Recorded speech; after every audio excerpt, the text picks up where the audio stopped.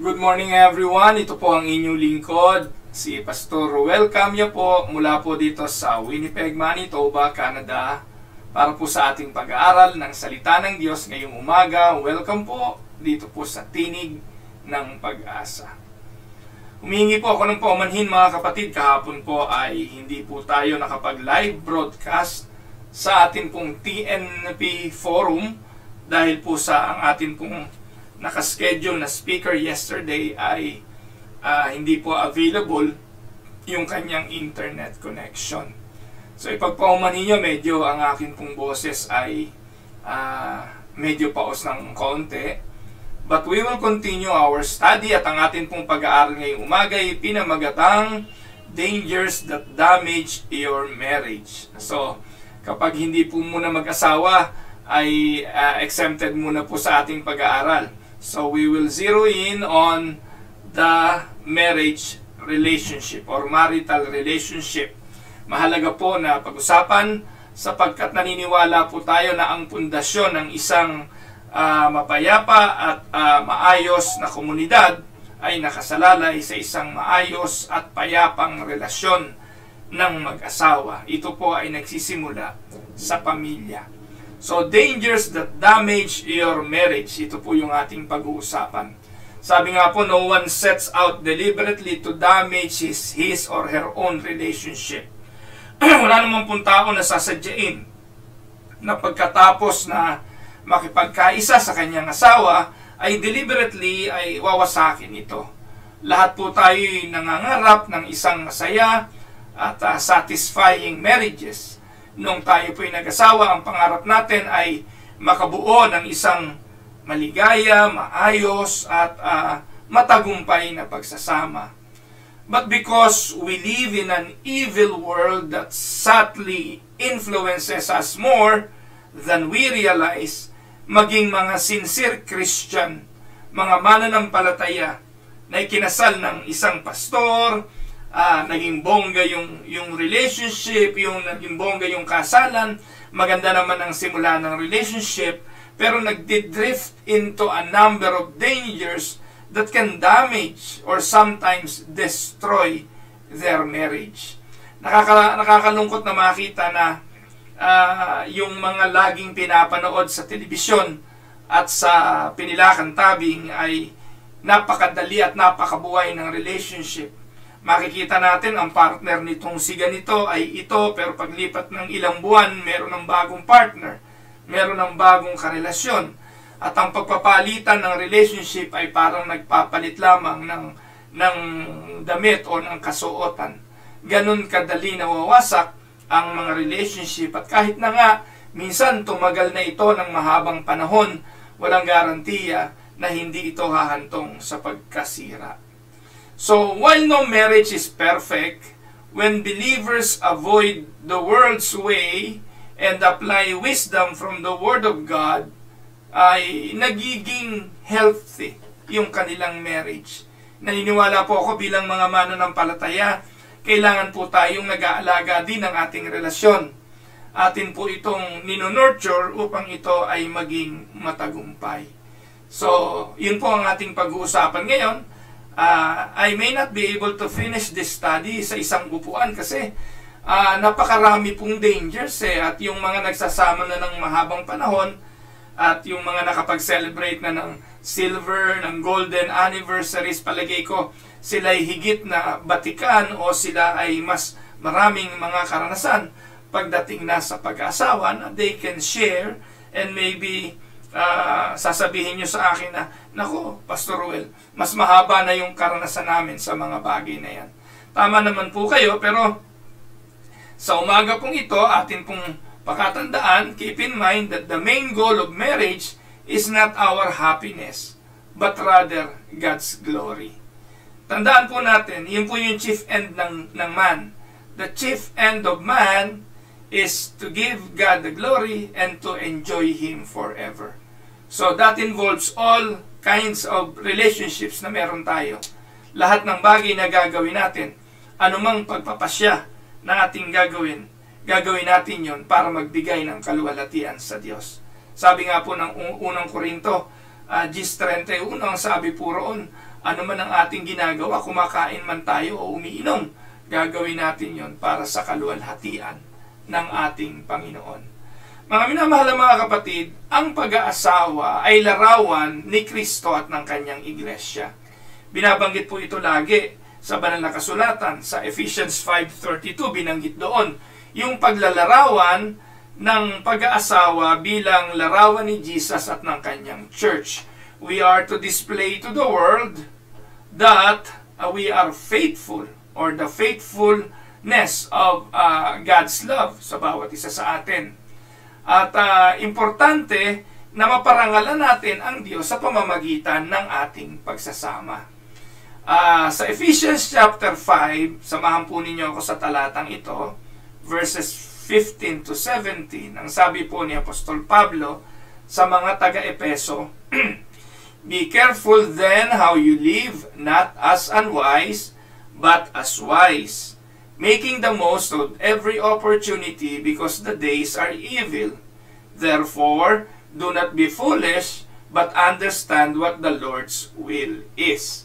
So dito po mga kapatid, binabanggit na Apostol Pablo, because we are living in an evil times, avoid the world's danger and apply God's wisdom sa lahat ng bagay, lalo na po sa pag-aasawa. Sabi diyan, be careful how you live. Parang sinasabi sa atin, sa pamumuhay natin, maging matalino tayo. Hindi dapat katulad ng mga mangmang. Samantalahin natin ang every opportunity because the days are evil. Maganda yung term na ginamit ni Apostol Pablo na samantalahin natin ang lahat ng oportunidad because opportunity won't last. Tama po ba? Ang opportunity makapagpasaya, hindi naman laging available. Ang opportunity makapaglingkod, hindi laging magagawa. Yung opportunity na meron ka ngayon, samantalahin mo dahil bukas maaaring wala na yan. Ganon din sa pag-aasawa. Mas marami pong pagsisisi kapag dumating yung pagkakataon na binawi na ng kamatayan dahil hindi nagamit yung opportunity para makapaglingkod, makapagpasaya, o maibigay yung kaligayahan ng ating minamahal. Alam niyo po mga kapatid, lagi kong binabanggit merong tatlong bagay na nagbibigay ng comfort kapag tayo ay nasa matinding grief. Pag nasa kalungkutan tayo, sabi, tatlong bagay daw yung malakas magbigay sa atin ng comfort. Una, the presence of friends, relatives, and loved ones that can give comfort. Second, yung memories of the person that will give comfort. Kapag namatayan ka, naiwanan ka ng mahal mo sa buhay, yung alaala ng taong yon, yung mga nagawa ng taong yon, yung mga opportunity na napaglingkuran mo at napaglingkuran ka ng taong yon, those things can give comfort. Nakakapagpagaang yon sa naulila. Pero importante at huwag nating kalimutan, the biggest giver of comfort, the best giver of comfort is no other than but God Himself. Kaya sa lahat ng aspeto ng buhay, God should take all the glory. Amen? Now, ating pag-aaralan ngayon, because we live in an evil times, ano yung mga dapat nating tandaan? Ano yung mga bagay nating dapat samantalahin? Alam niyo po, unang punto na gusto ko pong ibigay is this. This evil world presents many dangers that will damage your marriage if you are not careful. Ang mundong ito ay nagbibigay sa atin ng maraming danger. Nasisira sa ating relasyon kung hindi tayo mag-iingat. At iisa-isahin natin ito. Pero sa araw na ito, palagi ko isa lang ang madidiscuss ko kasi napakahaba pong usapin ng bagay na ito. At alam niyo po ba kung ano yung number 1 na nakakasira sa relasyon kapag ito ay napabayaan? Iyon po yung nakalagay sa ating PowerPoint ngayon, poor communication. Some of these dangers are more deadly than others, pero naniniwala po ako lahat ito makasisira sa relasyon kapag pinabayaan. So ang unang-una na nais kong pagtuunan ng pansin, one thing that can damage our marital relationship is poor communication. Sabi ni Paul sa Ephesians 4:15, but speaking the truth in love, we are to grow up in all aspects into Him who is the head, even Christ.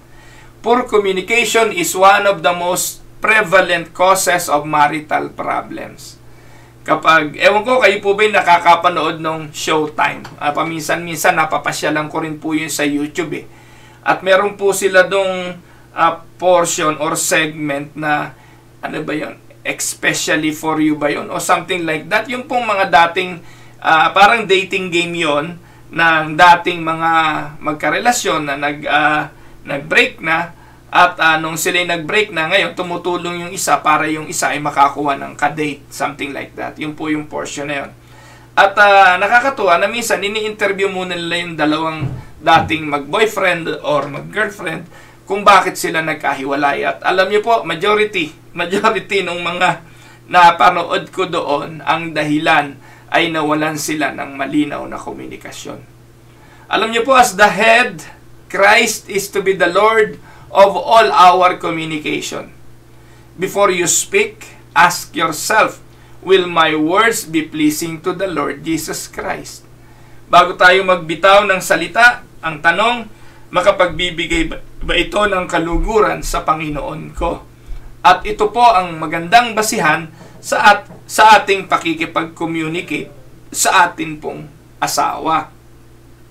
Ang tanong na, are my words both truthful and loving with the aim of building up my spouse in Christ? So, to blast your mate because that's just how I feel, may be truthful, pero maaaring hindi loving. Depende po yun sa papaano natin sinasabi. To be honest about how you feel or not to say anything to avoid conflict may seem loving, but it is not truthful. Kaya ang challenge ay dapat tayong maging truthful and loving. Pwede tayong maging totoo sa pagsasalita pero nakakasakit. Pwede naman tayong hindi magsalita, hindi naman tayo nagiging truthful. Kaya kailangan yung dalawang yon. No? Kailangan tayong magsalita, makipag-communicate, at kailangan maging totoo on how to communicate. Minsan, para na lang wag mag-away, wag na lang tayo mag-usap, at wag na lang tayo mag-communicate. But that is not the solution to that. The more na hindi nagko-communicate, lalong nalalayo ang mga damdamin. So sa umagang ito, importance of communication in marriage ang ating pag-uusapan. Why communication is so important to have a long, fulfilling relationship with your spouse. Ano po? So what is the role of communication in marriage? Hindi po ito marriage counseling ngayon kasi yung iba sa inyo maaaring mahabang panahon nang nagsasama. Pero bear with me at palagi ko kahit papaano makatutulong sa inyo ang mga paalalang ito. So, here are some points that emphasize the importance of communication in marriage. Bakit mahalaga ang communication? Number one, no communication implies no interest. Tama? Mga kapatid, ako po ay mahilig makipagkwentuhan. Ako po ay people person. At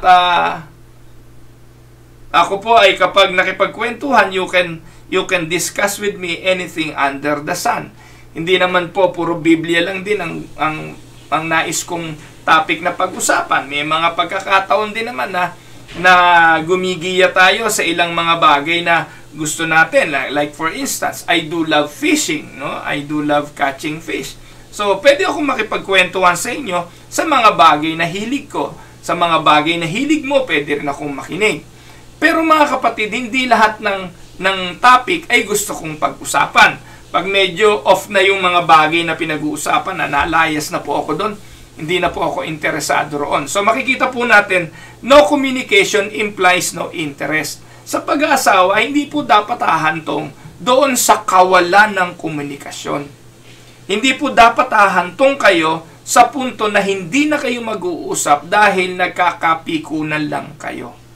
Mali po yun. Ano po? Alam niyo po, if you do not know how to communicate properly, if you do not know what is happening in your partner's life, or what issue they may have been dealing with you, you may not be able to emphasize or empathize. Alam nyo, napakahalaga eh. Minsan, nakakalipas ang maghapon na talagang hi, hello lang. O kaya walang malinaw na nagiging pag-uusap tungkol sa mga issues na nangyayari sa buhay. At ang nangyayari, it would slowly lead to lack of interest in each other's lives, and thus this strained relationship. Therefore, it is important to have effective communication. Huwag niyong kalimutan, no communication implies no interest. So, why communication is important? Second, to better understanding. Couples who often talk, discuss their lives, or communicate with each other regularly not only have a better understanding with each other, but it also helps them to have stronger bond with each other. Kailangan ng pag-uusap to better understand. When you understand your spouse and the situations they may be dealing with, or what they have in their hearts, there would be a lesser scope for misunderstanding. Minsan kaya hindi nagkakaunawaan kasi hindi nakikipag-usap. Hindi na nagkakaintindihan kasi hindi pinag-uusapan. So kaya mahalaga ang communication. No communication implies no interest. And second, for better understanding. Pangatlo, kaya mahalaga ang communication for better marital satisfaction. If you have opened the doors of effective communication with your wife or with your spouse, you are more likely to experience a happy and peaceful relationship. Better communication means better satisfaction in relationship in which you discuss everything. And when I say everything, lahat po ng bagay. Ano nakapagpapasaya sa akin, ano nakapagpapasaya sa'yo, ano yung kiliti ko, ano yung kiliti mo, saan ako nasasatisfy, saan ka nasasatisfy. And I am not talking just for food. I am also talking about sexual relationship.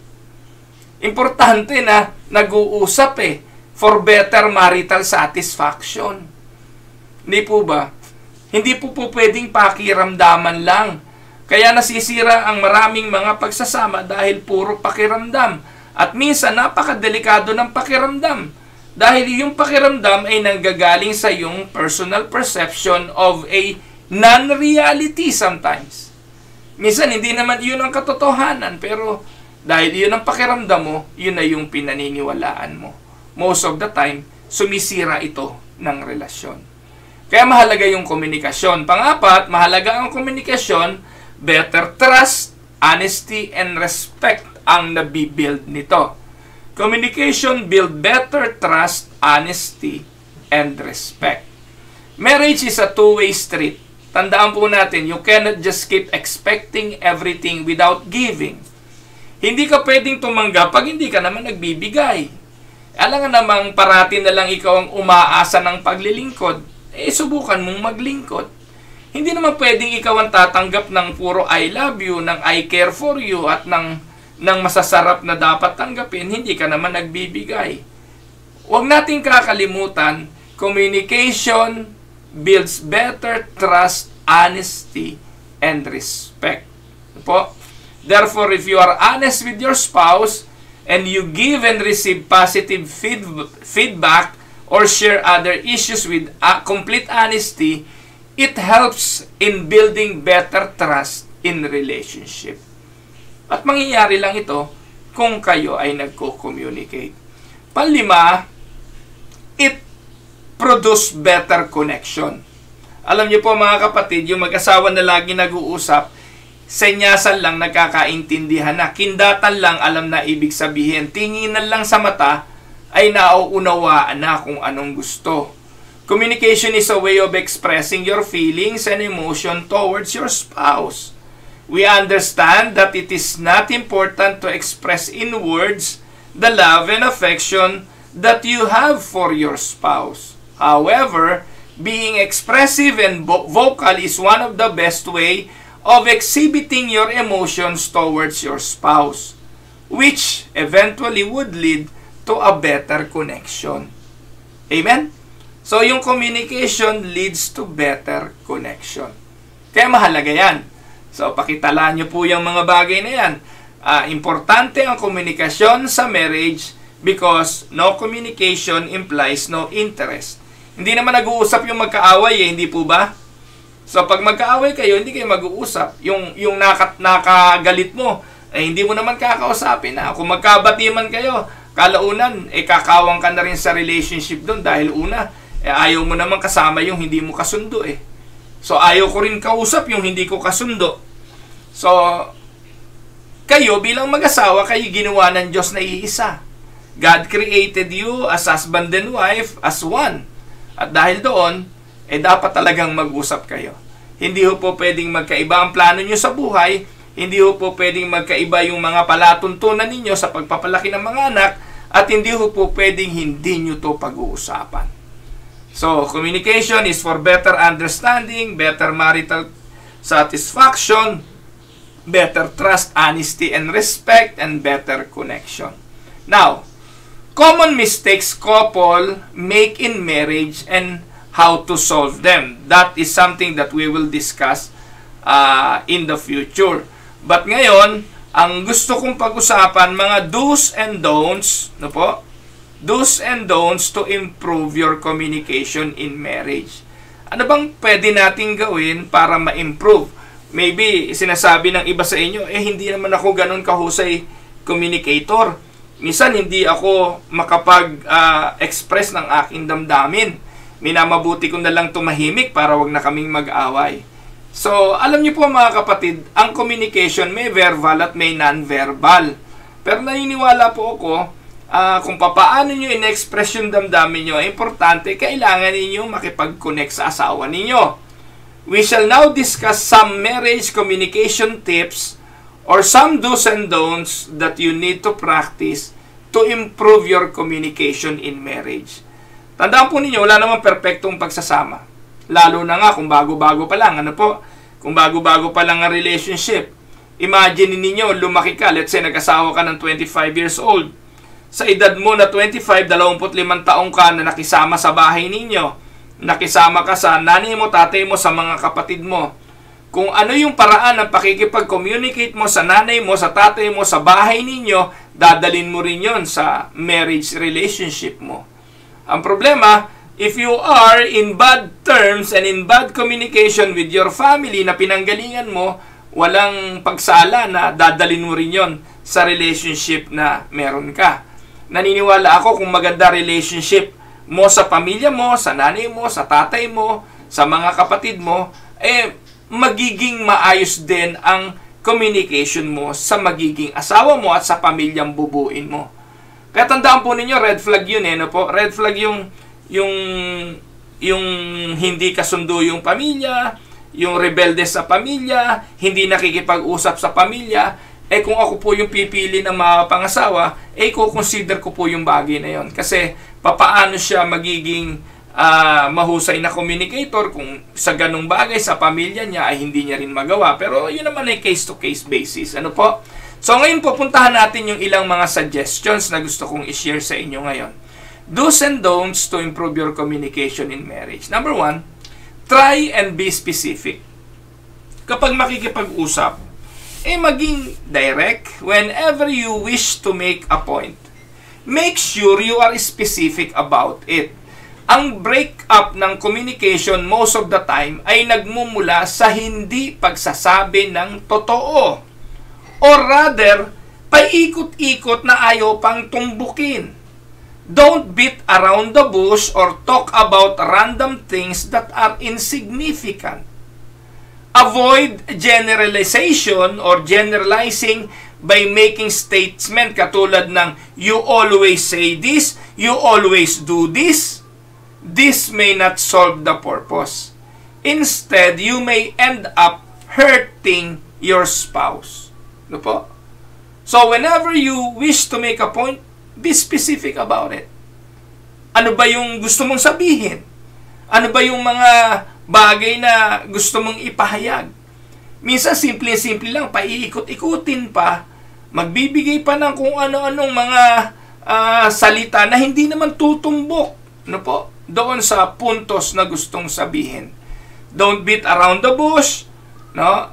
or talk about random things that are insignificant. Avoid generalizing by making statements na you always do this, you always like that, lagi kang ganito, lagi kang ganon. Hindi po yun makakasolve ng problema. Amen? Pangalawa, be respectful. No matter what kind of conversation you and your spouse are having, it is important to be respectful towards it. Kahit anong pinag-uusapan ninyo, kung nag-uusap, hindi naman kayo nag-uusap lang na may paggalang kapag maganda yung mood eh. Ang problema, kailangan tong respect kapag hindi maayos yung mood. Kapag ikaw ay galit, kapag ikaw ay masama ang loob. Pero doon po kailangan no matter what kind of conversation you and your spouse are having, be respectful towards it. By being a good listener, you show that you respect your partner. Minsan, pag natatalo tayo sa argumento sinasarhan na natin ang usap. Tigilan na natin to. Huwag na tayo mag-usap. Tatakpan mo na yung tenga mo, ibablock mo na. So, ganun. Anong mangyayari? So, nawawalan tayo ng respect sa ating asawa. By not listening and by not allowing him or her to express her or his feelings.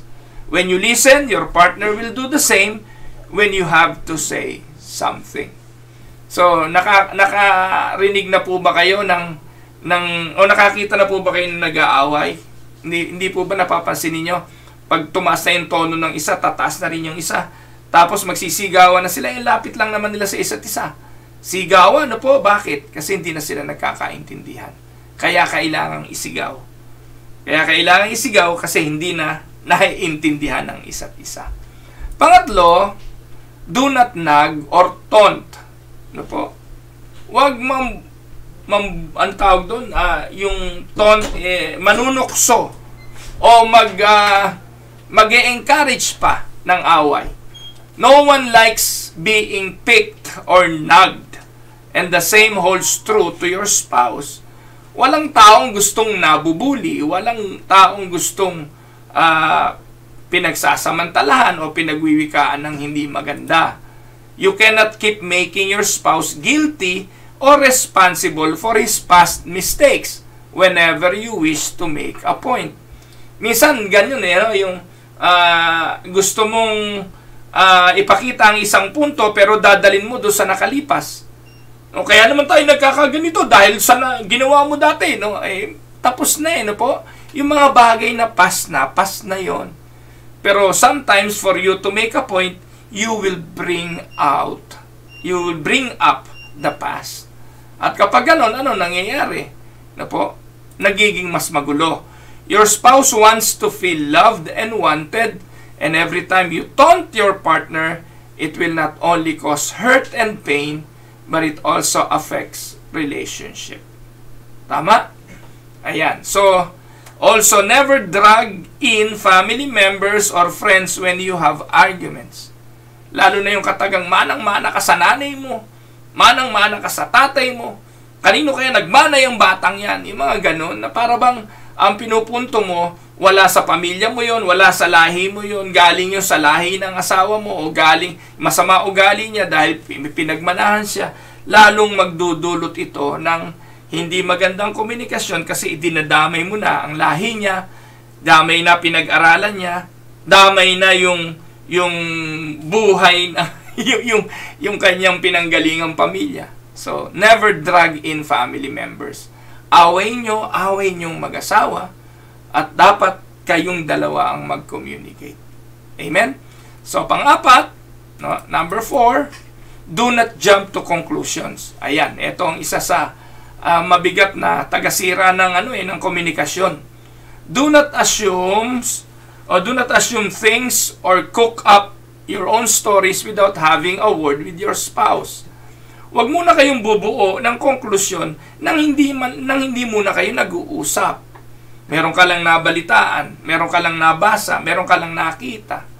O yung tipong hindi lang nag-kiss ng umaga, o yung kaya hindi lang sabi ng goodbye, o kaya hindi lang humalik, o hindi yumakap. So, nagko-conclude na agad ng napakaraming mga bagay. Andun yung, hindi na ako mahal, o meron ng ibang kinikis, o meron ng ibang hinahag. At ito ay magdudulot ng ano? Una, ng masamang komunikasyon na maglilid sa breakup ng relationship. So, you may get angry that your spouse did not pick up your call without even understanding or giving them a chance to explain why it happened. Madalas ganyan. 5 text na ako, hindi ka malang sumasagot. No? Nakikita mo naman. Paano makasasagot? Nagmamaneho pala, nagdadrive pala. So, yung mga ganun, ano po? So, minsan hindi natin sigurado, pero nagko-conclude tayo at nagja-jump tayo sa conclusion na most of the time ay hindi naman pala iyon.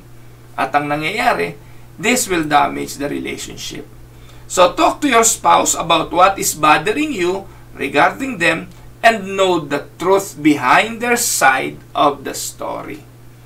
No? Ngayon, sasabihin hindi, may pinanggalingan yan dati na yan ng babae na yan meron na kachat yan dati, nagkaroon na ng ibang relasyon yan So, yun po mga kapatid, ito po lagi ko sinasabi, ito po lagi ko sinasabi sa mga babae. Halimbawa, nagkasala yung lalaki at nakagawa po ng pagkakamali. Pagkatapos, yun naman lalaki, wala namang planong iwanan sila. Hindi naman nakikipag-divorce or hindi naman planong talagang sumama doon sa naka-fling o naka-relasyon. So, ang sabi ko lagi sa mga babae ganito, kaya mo pa ba siyang patawarin? Kaya mo pa ba siyang patawarin to the point na hindi mo na uukilkilin ang bagay na ito sa kanya? Kapag hindi mo yun magagawa, makipaghiwalay ka na. Dahil magiging impyerno buhay mo. Magiging impyerno lang ang buhay mo kung araw-araw wala ka nang babanggitin kundi yung naging pagkakasala, wala ka nang gagawin kundi pagdudahan bawat lakad, wala ka nang gagawin kundi bantayan ang kanyang cellphone, ang kanyang communication. It will be a hell of a marriage. Kaya, alam niyo mga kapatid, simple lang ako pag magka-counsel mas maganda nga ako kung kausap mga kapatid, kung kayo'y bagong kasal at masaya pa kayo, makipag-usap kayo lagi sa akin. Because that is the good way to do counseling Because I can give you more tips on how to enhance the beauty of your relationship. Pero most of the time, kung kailang sabog na, wasak na, magdi-divorce na, saka kayo makikipag-usap sa pastor para tulungan kayo. Mga kapatid, don't wait for that. Kasi minsan, ang nangyayari, naghahanap na lang kayo ng sumbungan, naghahanap na lang kayo ng magiging kakamping nyo para ihinga yung inyong mga sama ng loob na most of the time hindi na makakatulong sa pagbuo. Kaya, kayo naman ang gagawa ng solusyon. Kayo rin naman ang magsosolve ng problema ng inyong marriage. Kaya, importante ang mga tips na ito, ang mga pag-aaral na ito, at kung hindi mo rin lang din mapapatawad sa isang kasalanang nagawa sa iyo ngayon. And I'm telling you this, women or men, kapag hindi nyo rin lang mapapatawad, maghiwalay na kayo. Dahil kung nasa pagsasama kayo, araw-araw naman parang impyerno, dahil wala kang tigil ng kaukilkil nung nangyari, pinipilit mong kulitin doon sa nangyari, hindi rin magiging langit ang buhay ninyo. It will be like a hell. Yon. So, do not jump to conclusions. Panglima, have regular conversations. No matter how busy you are or how much work you have to do, make sure you take out some time in a day to have some meaningful conversation with your spouse. If you cannot think of anything to talk, joke, or be silly, and share some hearty laughs with each other. It is very important to communicate with your spouse on a regular basis to keep the love flowing in the relationship.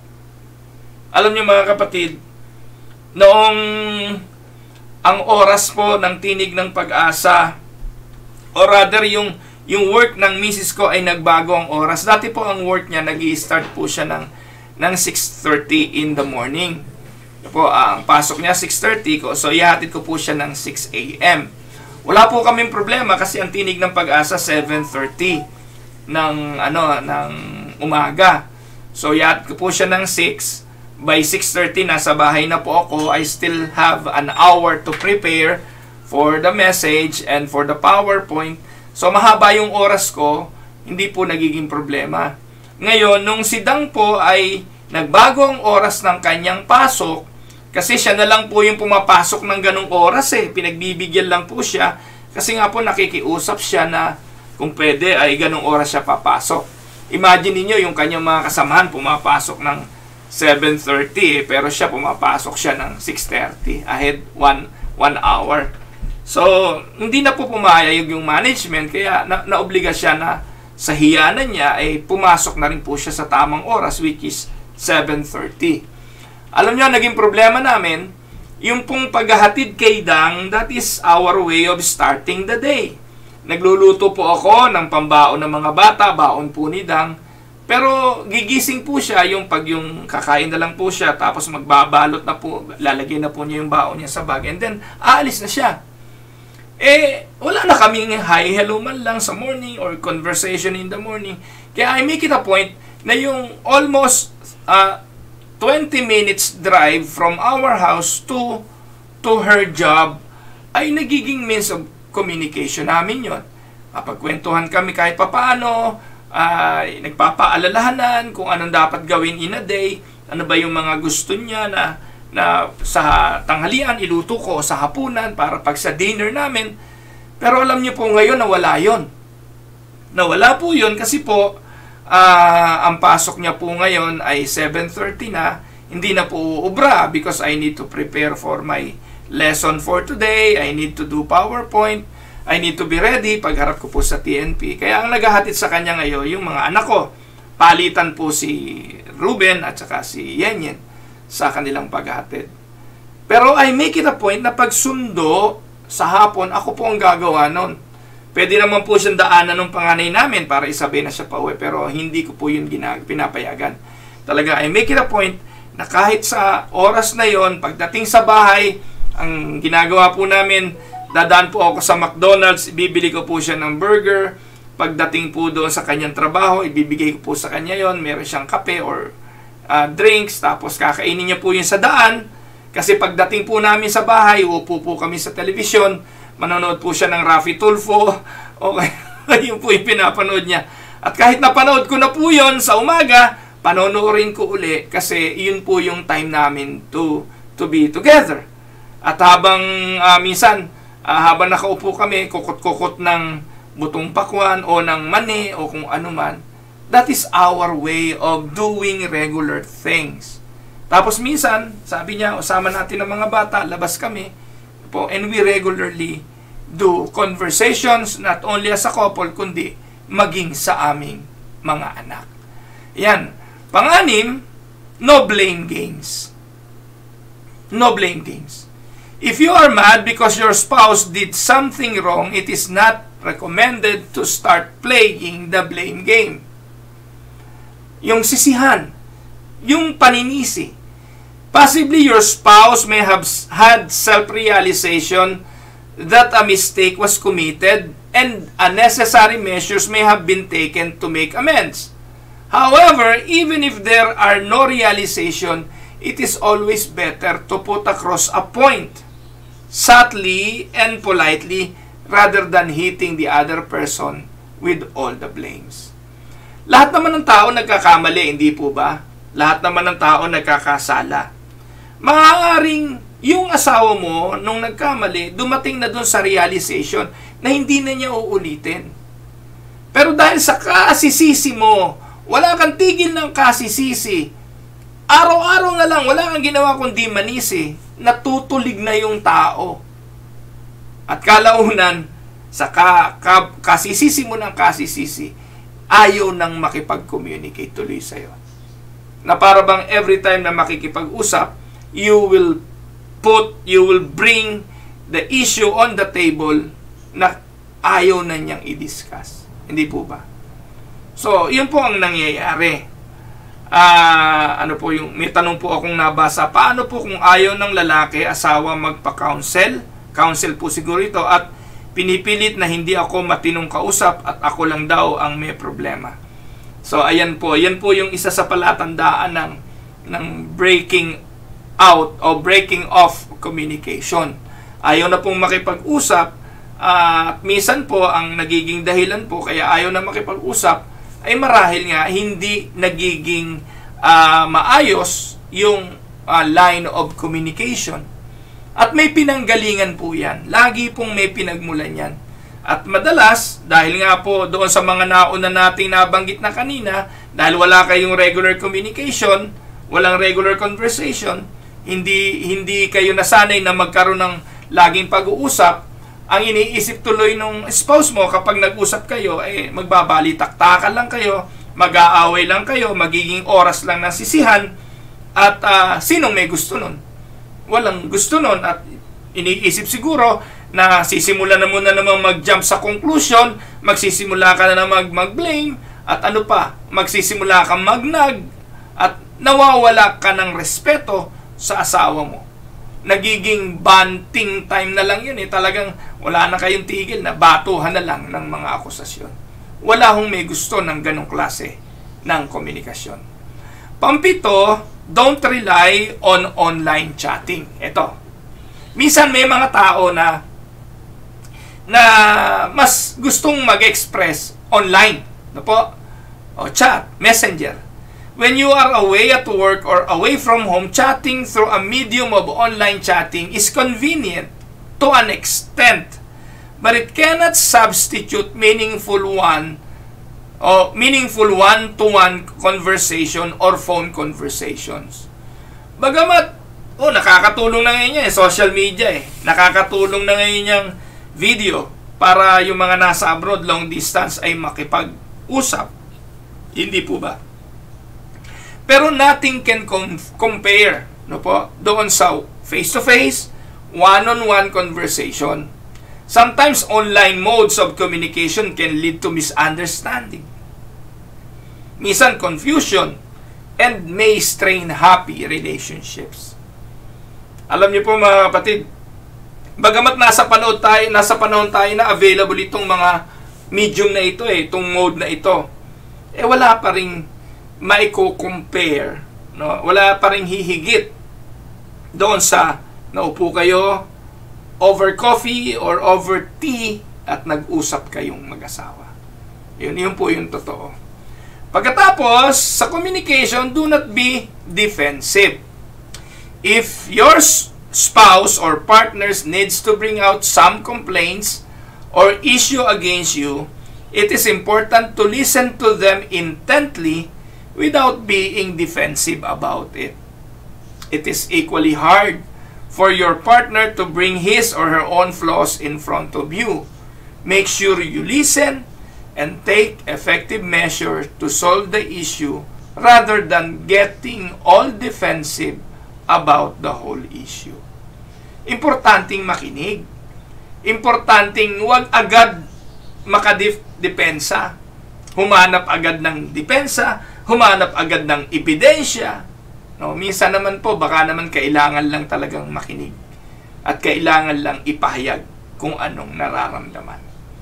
Be tolerant. Importante ito. We all have different preference. May kanya-kanya tayong gusto. May kanya-kanya tayong hilig. Ano po? Dalawang tao tayo na pinagsama mula sa magkabilang mundo na magkaiba ang kinalakihan. Halimbawa, ako for instance, ang gusto ko po action movies Buti na lang si Dang, gusto rin niya action movies. Hindi po masyadong mahilig si Dang sa mga drama. Ako rin po, ayoko ng mga drama So, hindi po namin na-appreciate yun. Salamat sa Diyos, kami, pag nanood ng TV, parehas kami ng gusto. Gusto namin yung mga Steven Seagal, yung mga karatihan, no? Yung mga ganon, no? Na Liam Neeson, yung mga bidang ganon, ano po, at kung sino-sino pa ng mga action superstar. So, importante yon. So, paano kung hindi? Paano kung hindi kayo parehas ng gusto? Ayan, so pagdating sa shopping, talagang hindi uubra. Hindi po ako tumagal, ano po. At alam ni Dang na kapag sinamahan ko siya mag-shopping, Maririnig niya yung, ang sakit na ng paa ko, masakit ang tiyan ko, nadudumi na ako, naiihi ako, ang dami ko nang sinasabi. At totoo, minsan po, madalas pala, hindi minsan, marami po doon, alibay ko na lang. At pagdating sa ganoon, talagang nakikita ko na tuwan-tuwa siya pagkasama ako. Pinipilit ko rin po kahit ayaw ko na sumama sa kanya. Pero minsan naman, tolerant din naman si Dang, nakikita niya na hindi ako masaya sa bagay na yon. So pinagpapasensyahan niya na ako, at most of the time sasabihin niya, mga bata na lang isasama ko mag-shopping. So pag mga anak niya, ang problema, yung mga anak niya ganun din nararamdaman.